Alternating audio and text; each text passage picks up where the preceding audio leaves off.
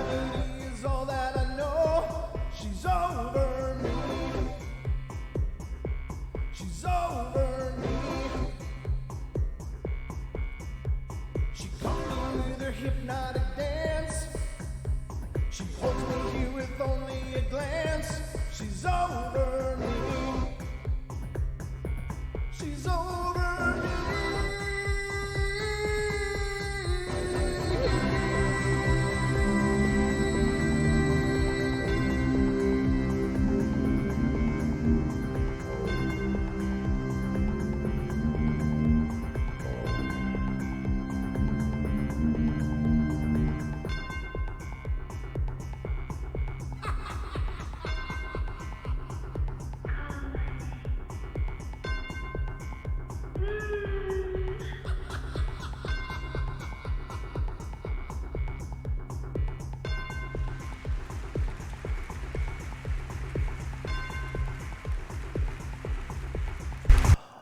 Welcome, everybody, to the Paranormal Portal Night Terrors. I'm your host, Brent Thomas.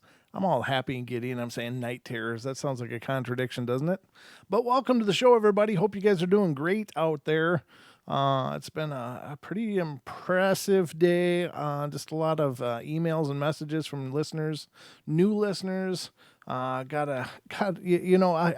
at our demographic information a lot regarding who's listening to the show and stuff as much as I'm able to glean. And generally it's, adults to older adults that listen to the show. But today I just got an email and I haven't actually read through it. I saw it on my phone, but I got an email from a 14-year-old listener today, and I'm just really pumped about that because it's just kind of cool to appeal to a wide range of ages. I know there's young ones out there listening, but this was the first time I've been emailed by one of our younger listeners, so I just thought that was so cool, and I'm looking forward to reading that after the show. But very neat. Be that as it may, welcome to all of you. Thank you guys so much for being here and being on the show with me, keeping me company and making sure I do my job, I guess. You guys are like the supervisors and I'm reporting to work or something like that. But hope your Monday went good. Yeah, it's Monday, huh? It's hard to keep track sometimes. I mean, my days, I'm always working on the portal 7 days a week, so I don't really observe weekends in the traditional sense. I'm just always just grinding, doing the show and trying to develop new things for the show.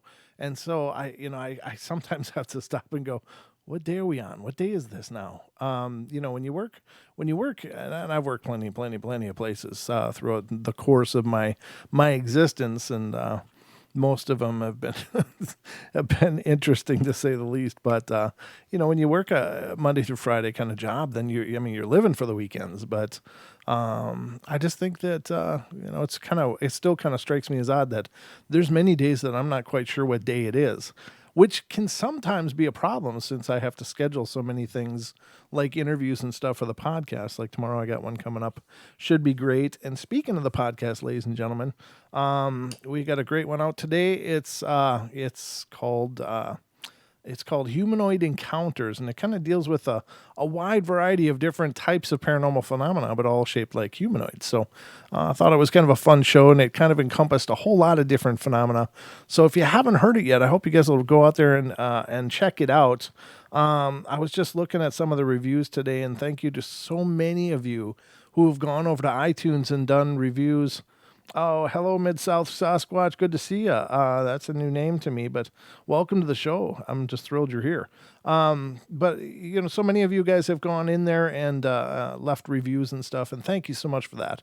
That really, really gives us a lot more juice on the iTunes algorithm, because when it comes to podcasting, there's a lot of different platforms that carry podcast shows, but I think the granddaddy of them all is still iTunes. Like, they're still the authority on podcasts. And so I've just been reading some of the reviews today, and wow, I'm just so thrilled and honored, and it just blows me away that we get so much love. So thank you all for all those amazing reviews and for recommending our show to others. That really is phenomenal. So I'm just kind of looking to see how many are are coming in. We're already climbing. I remember, Don and I often like to reflect back when we were getting started, and we could talk when we first started streaming. We could talk for like the first 5 or 10 minutes with maybe one or two people, watching the show. And I always said I would do it if only one person was watching, and I would, and I have. But it sure is fun to see the numbers climbing up and seeing all you guys coming in to check out the show. That's just awesome. But I guess that's it off the top. The phone lines will be open throughout the duration of the show. If you want to call in and be a part of it, you certainly can. The call-in number is 720-923-0500. Again, 720-923-0500, or just look above my head over here to my what the hell is it on the left for you guys, but this is my right hand, so it kind of flips it around. But that's where the phone number is if you want to call in and be a part of the show. I'd love to hear from you. If you've got some paranormal experiences of your very own you'd like to share, that'd be awesome. So I hope you all are ready, because it's about time for bed.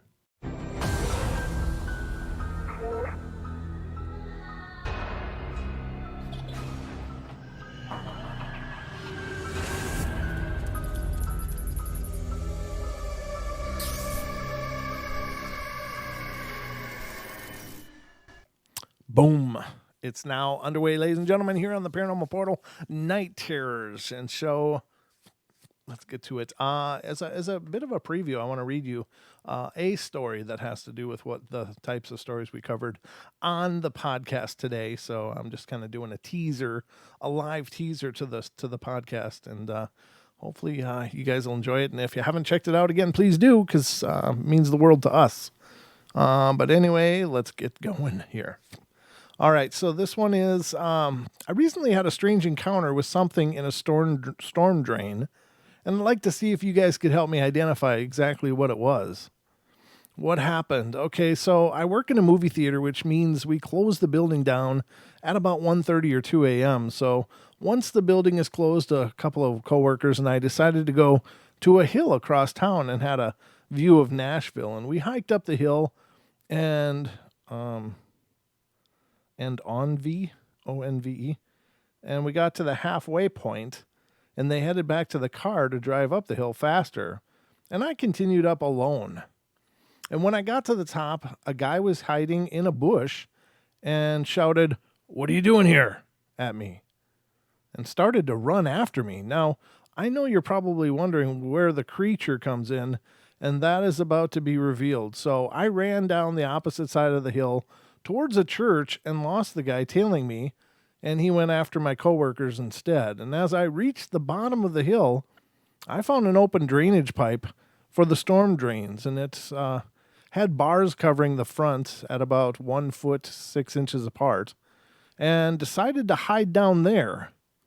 I made a couple of turns and ended up about 3 or 4 streets from where I went in, and the drain was about 5 feet high, so I could move more quickly with only a little bit of hunch, and I decided I was going to wait a little bit to make sure it was safe. So I took my phone out and started to scroll through social media. After about 15 minutes or so, I heard what sounded like a rock get kicked down the tunnel, coming from deeper in. So I turned my phone flashlight on to investigate, and I saw a pair of eyes reflecting back just on the edge of the light. The eyes were about 6 inches from the top of the tunnel, and the rest of its body was mostly in darkness, but I could tell it was human-shaped, but I wasn't sure if it was bending over like I was, or if it was just a shorter creature with a big head. We stared at each other for what felt like a minute, and it started moving quickly toward me again. And once it started moving, I took off back the other way. I came and ran to the church where my friends were waiting for me, and we left pretty quickly after that. Well, I haven't been back to that hill since, but my coworkers and I are planning to go down the drains together on Halloween, just to see what happens. Well, I'm sorry if that story was long or not allowed. I just figured the collective would probably have an idea on what I saw in that tunnel.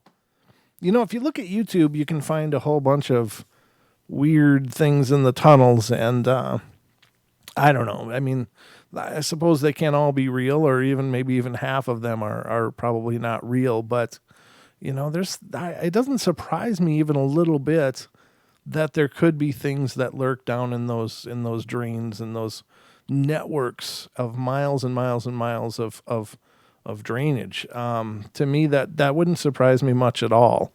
There's a whole lot of things in the paranormal world that could utilize that kind of a method for traveling around unseen. I know raccoons do it. I used to in the house I used to own. It was an old Victorian house, but it was in the historical district of the town I lived in. And oftentimes I don't sleep real well, and I used to work nights years and years ago. So on my nights off, I'd just kind of stay up my normal schedule anyway, and I would go out on my front porch and just sit. And it was kind of built up on a rise from the street, so it was kind of a little bit of an uphill on the side streets. So my house sat above the main street that ran in front of it. And I would sit up there. It was actually a parade route too, so it was really kind of cool. But I'd sit on my porch and just in the dark of night and just listen and watch the town be, whatever it was at 2 and 3 a.m. And I would see raccoons using those drains as a network of passages, and they would come up one drain, go back down, and then come up like a block closer to my house, come up and look around and look for things to eat, and then go down, and they would just use this whole network. So I mean, if wild animals are utilizing this kind of way to move, that would save them from dogs or other predators that might cause problems for them, then if there are indeed higher order cryptids around, and I believe there are, then it doesn't surprise me even a little that they could be there. I mean, generally we don't go into those places a lot. I mean, there are people whose job it is to go down there, but when do they go down there? When they have something to fix or something they need to do. Otherwise, those parts of our civilization are largely just untouched and are left to do what they're supposed to do, which is channel water safely away from the communities. And it wouldn't surprise me even a little. And a lot of them come out in very remote areas. So, yeah, I think that's very, very possible. I've seen videos that I think are at least could be something incredible.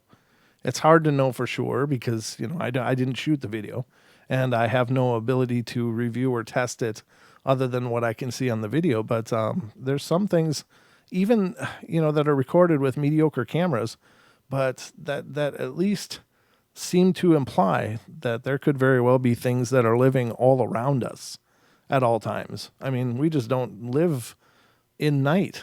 We are conditioned through thousands of generations. When it gets dark, we sleep.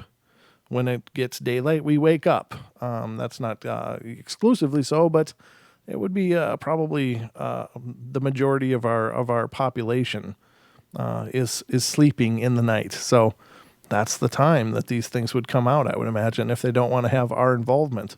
But they could probably come through and reap the benefits of our civilization and our wastefulness. So I think there is. I really do. And I think that cities are probably full of things that we wouldn't even begin to believe, but we just don't see them because they're so easy for them to stay hidden. Something tapped. I don't know if something fell. Nope, the planchette is still up there. Don can rest easy because the planchette did not fall.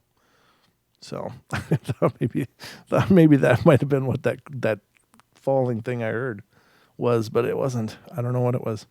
There was that click of something. So that's a little teaser as to what the podcast was like.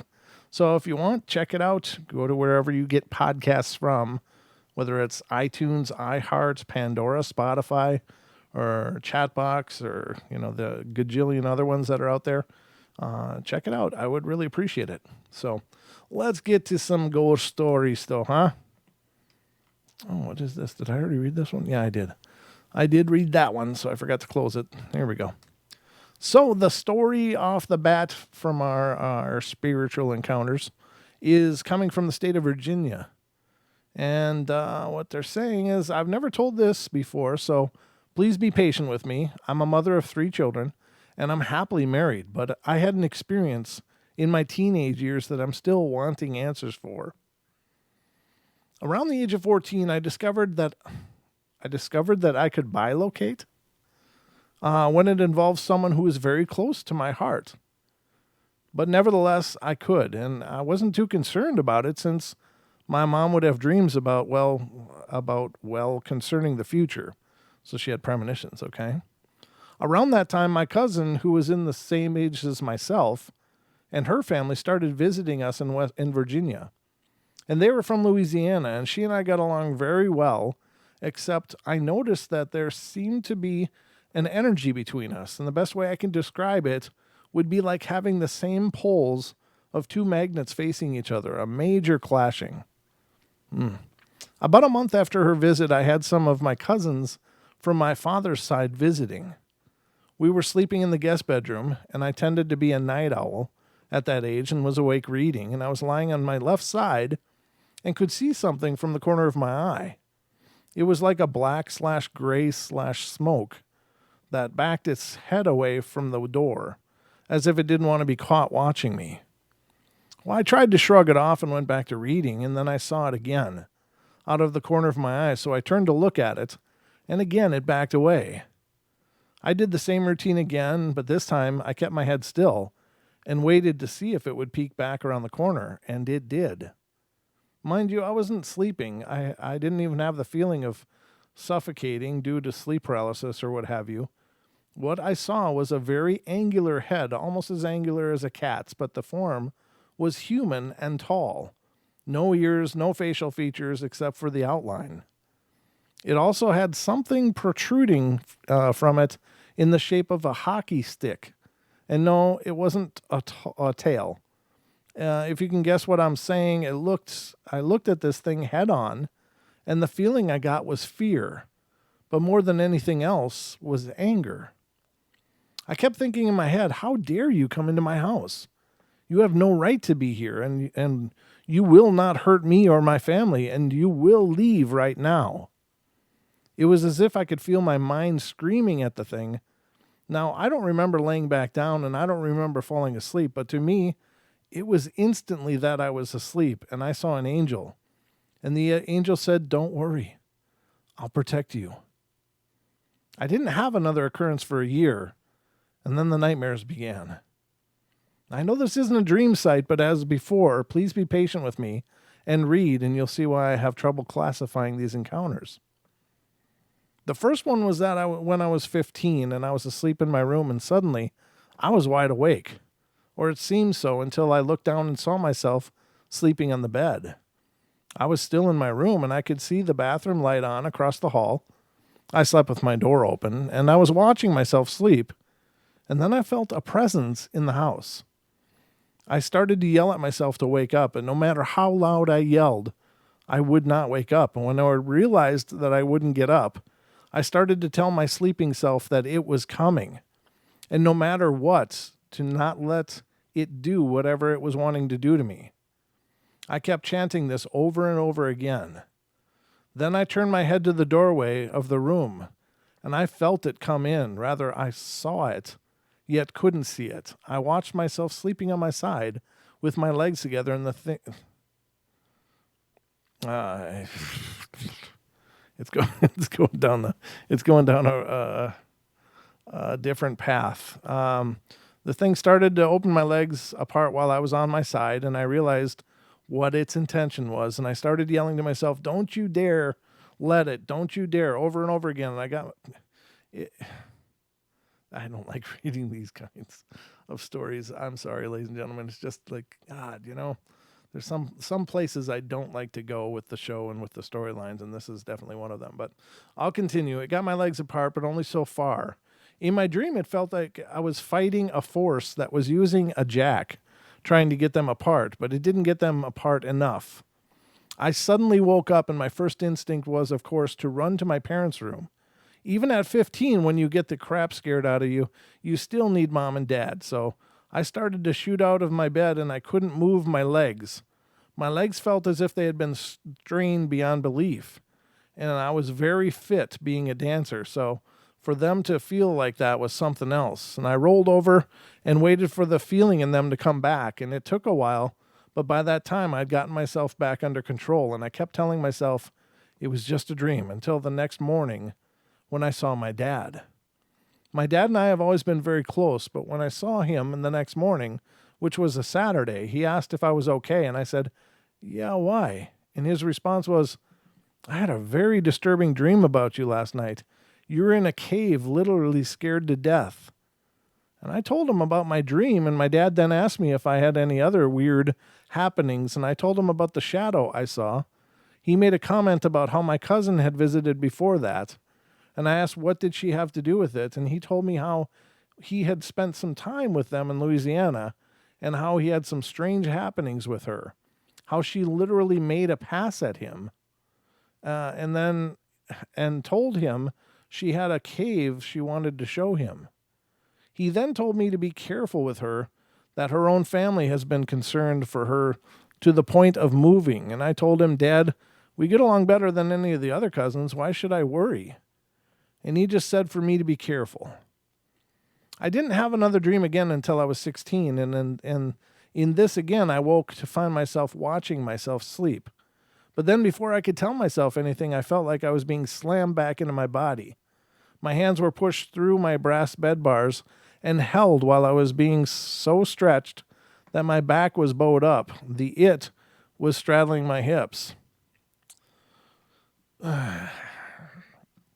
He laid on top of me while holding my hands in place again. I knew what it felt, what its facial impressions would have been, and I could if I could have seen a face, but of course it was still invisible, and it leaned its head in close and whispered with anger mixed with a bit of desperation, "When you want me, come to me." Again, I suddenly woke up, and of course my hands were through the bars, the brass bed bars, and I was in the same position I was during the dream. I guess it's not been so bad, but it's going these directions, and I keep cringing like, oh man, come on. The next morning, my dad approached me. He didn't ask this time. He looked at me and said, "You had another one?" And I nodded. And he said that he had one too. And it started out with me in the cave, but then he was in a theater with my cousin. He said she asked him if I'm enjoying my visitor, and he said, "What is it?" And her comment was just something we sent to her. At this point, he woke up. I didn't have another experience for a year. This night, I would have two, but it would also be the last night. The first one was very different. First, it was literally a dream, but I was very coherent in it. My mom was in the dream with me. And out of all the people on earth, I knew my mother, Pentecostal as she was, would never lie or hurt me. She was taking me to a doctor, and I asked her why, and she stated there was something wrong with my heart and that they needed a biopsy of my heart. Something didn't feel right to me about it, but since it was my mom, I agreed. We get in the office, and this monstrous doctor comes in. He tells me that, again, something is wrong with my heart, and they need to get a biopsy of it. He then proceeds to tell me that they need to go up through my crotch to reach my heart, to take it. I look at my mom, and she smiles and nods, so I agree. That's nowhere near your heart. That's not even in the same zip code as your heart. What the hell? So he then happily says he needs to go into the next room to prepare. When he leaves, one of the walls becomes a one-way window, and I can see out, but the people on the other side can't see me. I see the doctor in there, but there's this huge, orgy going on, people chanting and such. The window disappears, and he walks back in. Before he touches me, I look straight at him and say, "I know what you are, and you are not going to touch me." My mom disappears, and he looks very angry. He starts to say something, and I yell, "No, you are not going to touch me." I realize he tried deception this time to get me, and was appalled my mother's image was used as well. I wake up, unlike the other dreams where I stay awake for the rest of the night. I fall back to sleep and frankly don't remember when, but it feels like it did only after a few minutes of being awake. Like the others, I wake to watching myself, but this time my body is not sleeping. I'm lying in the bedroom floor, door wide open, bathroom light shining in, and God bless it. And I can't even say that.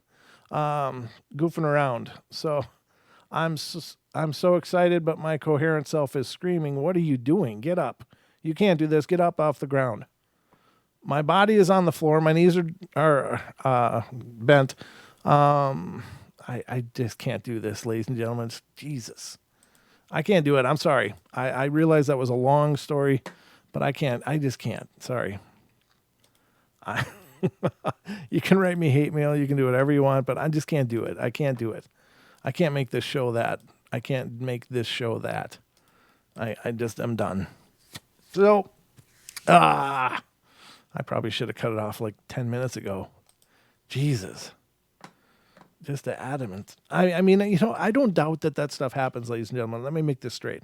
I don't doubt it happens, and I feel absolutely heartbroken that people may have to deal with phenomena like that. I really do, and I'm not marginalizing that experience at all. And it's absolutely terrible and horrible, but I can't make this show about that part of the paranormal. I just can't. It's just ugly and horrible, and it's dark and it just appalls me on such a deep and profound level that I just can't do it. This show is not about that kind of stuff. So forgive me if you're upset at me. I apologize, but I just can't do it.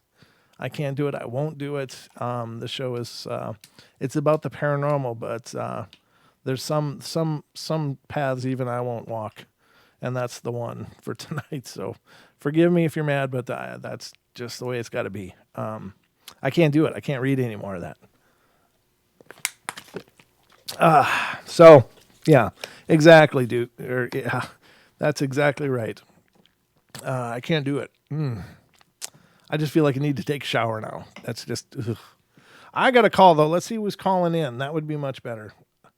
And this is area code 865. You're on the air. Hi, this is Roger Wilco, and I was listening to I thought you were reading a fanfic, like some Buffy fanfiction or something, but then I realized it was a real experience. That poor lady, that was awful for her. Yeah, I feel bad because I read so much of it, but when it got to that point, yeah. So how you doing, brother? Who am I talking to? This is Roger Wilco. Roger Wilco. I gave you a little gnome story once before, so right. And this is actually a topic, and I have something that's on. That's actually on topic, so I figured I'd go ahead and call and this little story. It's not very long. You got time for it? Absolutely, I got all the time you need, brother. All right, rock on, man. Okay, so I don't know. This may about. I've had a lot of weird experience. A lot of people, I'm sure, a lot of the people that view and listen to your show are like magnets for the paranormal. You know how it is. I'm sure you do, right? Yeah, absolutely. Yeah, absolutely. Okay, so there was a time I had a ghost, and it was really odd, and it acted in ways that at the time was very strange, but now with television shows and stuff, with people with electronics using them, it doesn't seem so weird. But okay, here's what happened. This happened every day, every night. Any speaker or television or anything that wasn't plugged in, I would get someone talking, and it wasn't like radio. But they were speaking like a language that was not understandable, and it would freak me out. I thought maybe someone had a hold of something, but it would follow me. I would go places, and it would be there, and it would say things like "baby," and it would just talk and talk and talk. Wow. And it kind of freaked me out. But then after a while, I'm like, it's keeping me up, right? Mm-hmm. So one night it just kept going and going, and this is the reaction I got. And I shot up out of bed and said, "Will you just shut up?" And it just stopped, like, and was absolutely quiet. And then about 10 minutes later, it started talking real low, like, "Oh, baby, hey, baby," and it would continue. This happened for years, dude. And I moved, and it was every night it would. And anyway, it was funny, and it was a weird experience. And I've had spirits touch me. Mm-hmm. I've had wild sounds, like big, like pops and explosions. Something by your head sounds like a firecracker. Ooh. But that thing followed me every night. This thing was for years, and oh my Wow. God, tormented me. But I was wondering if has anyone else had a similar experience? I don't know. And I don't hear too many of those, but I believe you wholeheartedly. I really do. But there's only one time that I heard weird talking, and it was when I was a little kid. I had a high fever, and I heard a man and a woman Oh, talking in my room, and I couldn't make well, out the what was words. oh, cool. But yeah, You it said you was. couldn't make sense of it? Yeah, it was just they were saying words. I could tell there was a structure to what they were saying. Right. It was just I couldn't understand what they were. Like everything was not Mm-hmm. coherent to me, but it was as real as I'm talking to you. It was just that You're clear. right. Yep. It was very similar. No, that's actually a lot closer than that. I thought. You see, this we live in a magnetic field, and I think we kind of take it for granted. We use we use magnetics. Pardon me. We use we use that kind of, and in our technology we have data storage. That's what I'm trying to get at. Mm-hmm. In data storage, we use magnetic storage tapes, for example. Sure. And so having these things occur when we're living and swimming in a magnetic field isn't really all that surprising. Yeah. And perhaps that may have something to do with it. And maybe it's just our current technology has kind of moved into that, whatever it is. I think it's more of a frequency than anything else. Kind of like, Yes. when your radio, you're driving somewhere and another radio station starts coming in over the one that you're listening to. Right. Yeah. That's good. That's a good parallel. Yeah. Absolutely. Yeah. And All I right, think man. All right. everything Well, is energy. yeah, Yeah. I just thought I had something real fun and wanted to call in. So I'll let you go and have a nice night. Yeah, you too, brother. Thanks a bunch, and I appreciate you calling in after that story because it definitely raises the That's energy. right. Yeah, right. Yeah, that's right. Okay, brother. We're all right. You have a good night. All Okay. right, take care, man. That's awesome. I appreciate the calls. I always appreciate the calls. Yeah, so I'm better now. The call rebounded me, and I was feeling yucky before, so that helps a bunch. And if anyone else wants to call in, 720-923-0500 is your number to the portal. And I'd love to hear you. Love to hear you. Love to hear from you. So let's go to the next story. This one's coming out of Alabama, and I hope it's a lot cleaner. It's at least a lot shorter. Oh, this is a picture. Cool. Let's see what the narrative is first, and then I'll put the picture up on screen for you to see. Looks like it might be a good one. This is back in 2007 when I lived in Illinois. Where is it? Illinois. My husband, my mom, and I had a few friends over at our house, and we had a couple of beers, except my mom. She doesn't drink. And we were messing around and taking pictures of each other. And when I uploaded the pictures to my computer, I came across something in one picture, which knowing I smoke, and so did the woman taking the picture, I thought it could have been smoke. The next day, I asked her if she was smoking when we took the picture of me that night before, and she said no. And what I really can't figure out that is after this showed up in the picture, it always felt like that something would be watching me. I have looked at the picture over and over, and I did remember that she didn't light a cigarette until after she had taken the picture. I showed it to my aunt who believes in these things, and she said that it did look like something was in the picture with me. Now I've had the picture. I have taken a picture with my digital camera while I was smoking to see if I could do that again, but nothing like that has ever come up again. So I was wondering if something was in the picture with me that night. I've taken several pictures since that night and when I was holding a cigarette, but it has never done anything like that night. I don't know. I don't know. This is scary or anything, but I just wanted to share it and see what you all think. So let me set this up for you guys to see what you think. I can only see a small picture until I click on it. And all right. Okay, so there's the image, ladies and gentlemen, and you can see it now on your screen. Um, you know, here's the thing. It could it be spiritual? Sure, it sure could. But when you're already dealing with a situation where you know somebody is a smoker, then it seems to me it's hard for me to go to a paranormal explanation when you know that there is smoking going on in this situation. The person didn't know initially if the person was smoking that was taking the pictures. And of course, the person taking the pictures was, no, I wasn't smoking. But what if they were? What if they forgot? I mean, I used to smoke cigarettes, and I got to tell you, I would just find myself suddenly with a cigarette in my hand without remembering I'd even lit it. It just became such a part of a function of habit and almost muscle memory that it's not something I really thought about doing. So, could it be paranormal? Yeah, it could. But to me, if you already have that possibility, then you have to default to that. You can't just suspend that and go, well, this one's spiritual though, because it looks like cigarette smoke. It looks like, I mean, it does have a weird circular shape to it, a couple circles here, which is that suspect? Well, I don't know. I don't think so. It's, but again, it could be, and I'm not saying that it definitely is not paranormal, but I can't put a stamp of, oh, that's definitely spirits. There's no way, because that will always be a possibility, and you can't dismiss that, even as much as most people would like to.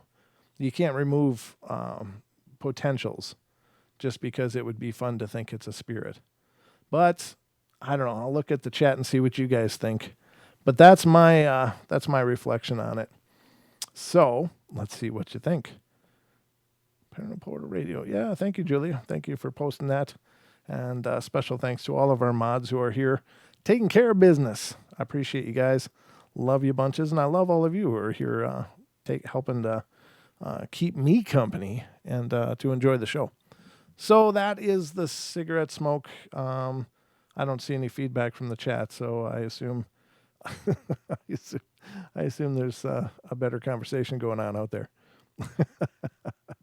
So I just think that you can't not think it's smoke if they're smokers. So anyway, the next one is, what the hell? How come I have so many open here? Here we go. I gotta get back to the start here. This one is coming from California. This one's a bit longer, but not horribly so. So let's see what this one says. It says, I had a friend, Les, who was a mortician and a comedian.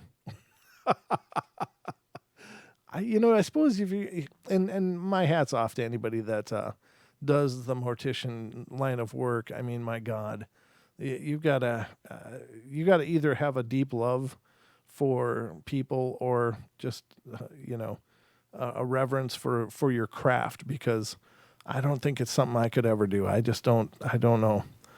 Not that I don't accept that death is a part of our experience, but I don't know.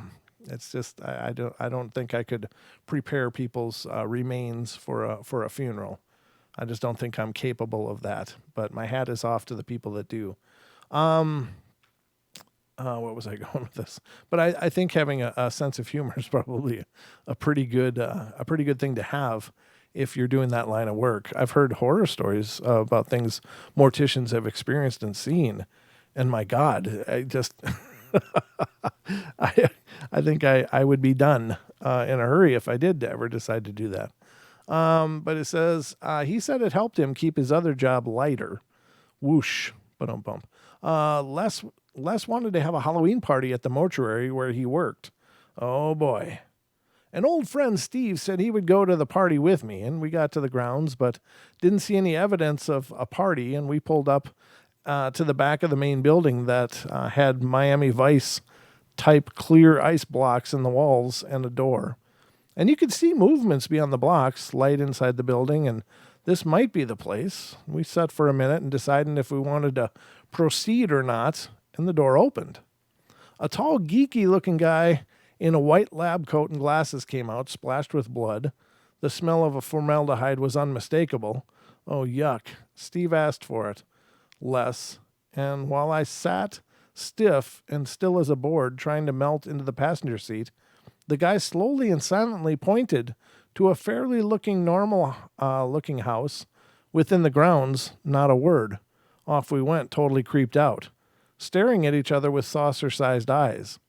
He watched us all the way, and we giggled a bit uneasy. Inside the residence, Les and the party was forming, and it wasn't long before we moved the party over to the mortuary, and once all the employees had gone home for the night, standard gory stuff, punch that looked like blood, and one of the buddies popped out of a closed coffin in the coffin display room. I pulled Les aside and asked if there was anyone else in the viewing room and could I go see and listen quietly, and he agreed to let me. So, asking me to keep this to myself. Les unlocked the room, saying he would relock the room when I was done. And this would be one of the largest learning experiences of my life. A very large room, 2 coffins separated by screens and curtains directly in front of me, divided into 2 family areas. 2 very small steps into each section would be where I would stand for my visit, not wanting to intrude into the very sacred, hushed atmosphere. The larger side contained a plump older woman with short, fluffy white hair. She looked happy, sweet, blue pastel dress, lace necklace of pearls, holding a Bible, and a rosary and a small bouquet, with other items placed there by the family. Flowers filled the room, and so did she. Still in the immediate area, and the feeling was one of deep contentment and peace. Stillness, acceptance, unmistakable presence of the in the corner, almost at ceiling level, a soft and gentle rocking sensation. On the other side was another woman who judged to be quite old from her appearance. She was rather stout, dressed in a Victorian black and no frills, plain grumpy expression, harumph. She was still there too, but much stronger. She was mad and didn't care who knew it. Grump, grr, very strong, very angry, and everywhere an energy not centered in any one place, very uncomfy and very oppressive. As I left the room and looked back, I could visualize these 2 women on either side of the curtain, two such extreme emotions so close together, and yet independent and ineffectual against the other, almost yin and yang, black and white. Well, I returned to the party, shaking off that anger as best I could, and I found myself wondering how I would have felt had I visited them in reverse order. Would the peace have been strong enough to alleviate the intense anger? Is anger and hatred always so much stronger and more powerful than peace and bliss? Harder for us to leave off? The experience did make me aware of how easily we are affected by another's anger and negativity. Indeed. I pulled Les aside and told him I was done, but could I ask him what was the circumstances of both the ladies? He shrugged and said one lady died peacefully in her sleep, and the turnout tomorrow was expected to be quite large. She was very loved and mourned by a very large family and many grandchildren. The other lady, she had committed suicide. It was hard to get any cooperation from her family, and she was almost buried in a pauper's grave. The family must have been almost glad to see her go, and they didn't expect any significant visitors. I didn't need to clarify which was which. I knew. We left right after that, and I had enough and was drained by the viewing room. This also taught me well that people don't always move on right away. They can hover for whatever reason, for whatever length of time. I suspect Mrs. Grouch hung around for a long time after Granny floated on. Well, obviously this person has some kind of sensitivity, and that's pretty cool. I always feel weird in funeral homes, and I don't know that it's that there's a lot of ghosts around or anything. Maybe there are, maybe there aren't. I don't know, but it's just that that energy. It's just a weird energy for me. This one is coming from Alabama. It says, I was close to my grandpa. Everywhere he went, I went. The one person he could never stand was my dad. My grandpa got malaria from being overseas in the war. He also lung cancer from working in the mine, and over years, it finally progressed where he had to be put into the hospital. The last day my mom and dad were there at the hospital, my grandpa told my mom that he knew his time was close and asked my mom to read him his favorite verse out of the Bible. After my mom read it to him, she laid the Bible on the nightstand and was fixing to walk out the door. As she was leaving out the door, my grandpa asked them if they would bring me up there to see him. My mom said my dad had told him no when they picked me up from my aunts and uncles. We went home. 5 minutes after we got home, we got the call that my grandpa had passed away. As the years went by, my mom told me about my dad telling him no, that he wasn't going to bring me up there. So as time went on, I was always mad at my dad for not letting me tell my grandpa goodbye and that I loved him until one night. My dad came home from the bar drunk and started yelling at me and my mom and woke us up. And I had asked my mom to lay down with me while I was laying there talking to her. I happened to look at the end of my bed, and there I saw my grandpa. He had a beautiful golden yellow light around him, and I heard his voice tell me not to worry. Everything was going to be fine, and that nothing was going to happen to me and my mom. I told him, okay, Grandpa, bye, and I love you. It was like he slowly evaporated into thin air. Ever since, I have finally felt like I got my chance to say goodbye and let him know that I loved him. Well, to make a long story short, a few weeks later, my mom and dad filed for a divorce. To this day, I feel like my grandpa was watching over me and my mom. Wow. I understand that, family drama can run pretty deep, but, if someone is right at the edge, at the precipice of taking the journey, I mean, how do you hang on to that, all that anger?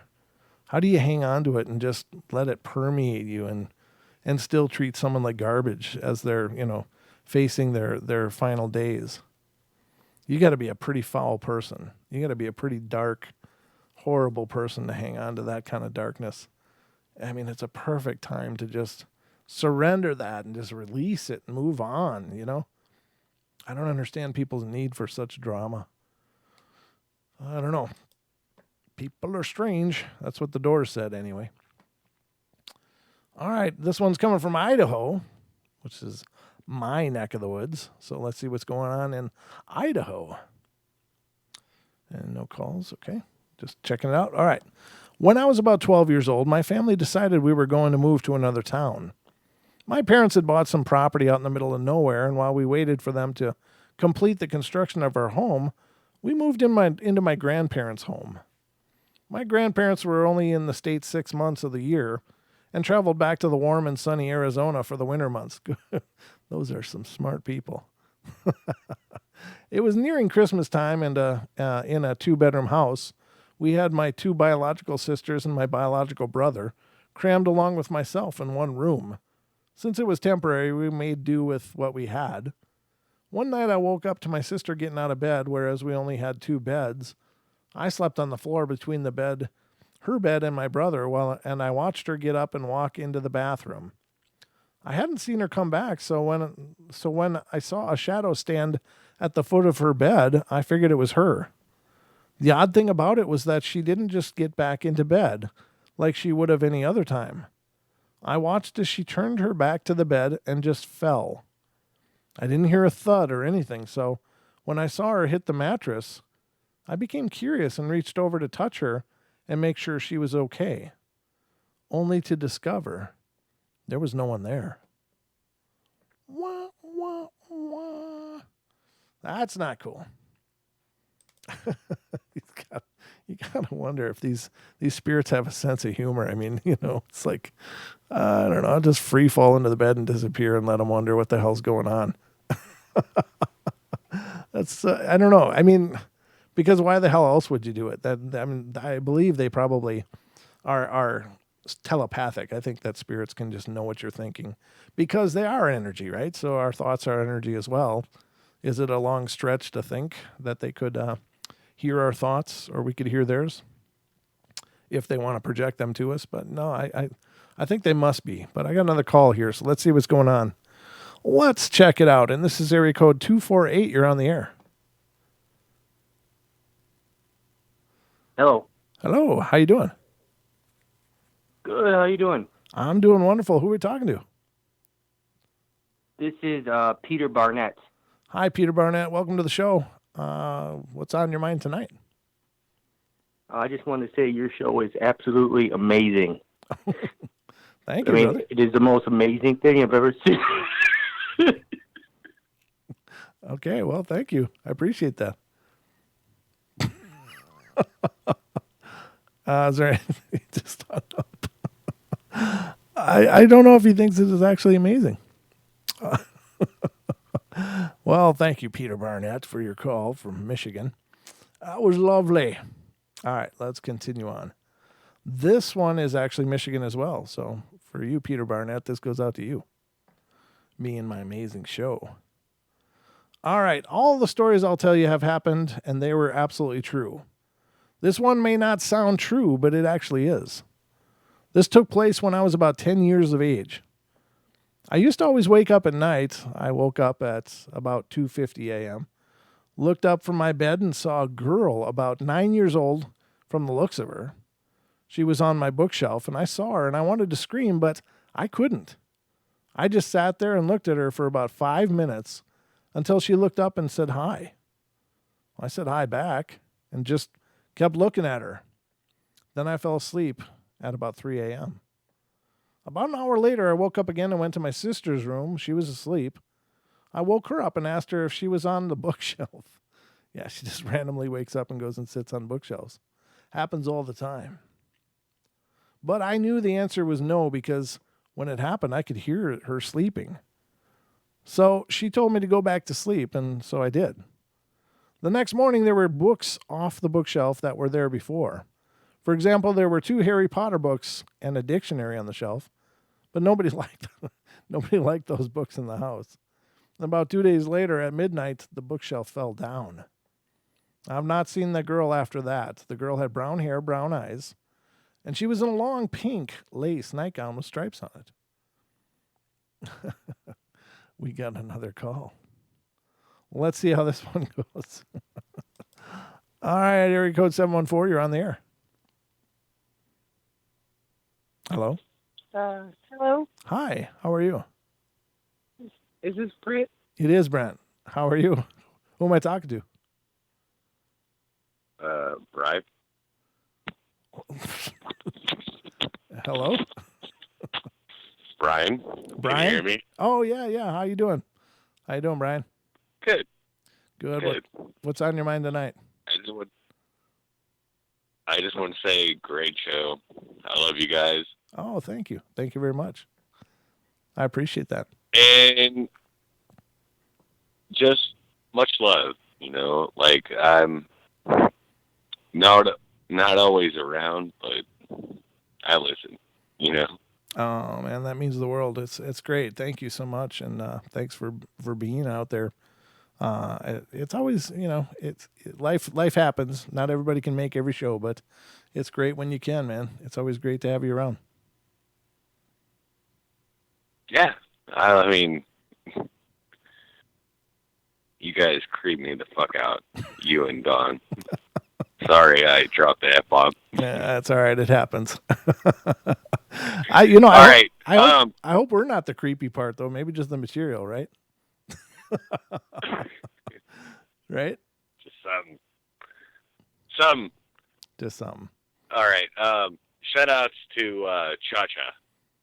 All right. Much love. I love you guys. All right. We love you too, man. And Take Don. care. Yeah, he's not here tonight, but I'm sure he might be listening somewhere. He's just like beard banging, right? He's what? Beard banging. Beard banging. Don't do that. Instead of head banging, he's beard banging. Just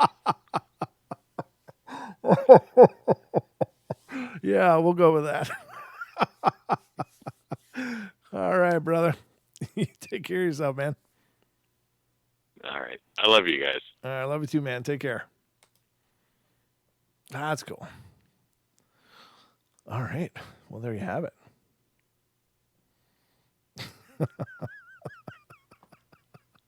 That's awesome. It's always good to get phone calls. Even if once in a while we get a pranker, that's all right. Keeps it fresh. And I don't think that was Germer this time. So I think that was just somebody being douchey. That's all right, though. It happens. It's part of the territory. How are we doing for time? Speaking of time. And speaking of time, looks like we're out of it. So I hope you guys enjoyed tonight's journey. I'll be back again tomorrow night, of course, do the Tuesday show. So I hope you guys will be here with me then. It's just always a pleasure to do these shows. And it's even a bigger pleasure when you guys show up to take part of them. So I love you guys. Love you guys. Be good, be kind, be nice. Take care of each other. Help each other out. Find the magic in every day, and remember to laugh as much as you can. You guys take care and have a great night and sweet dreams.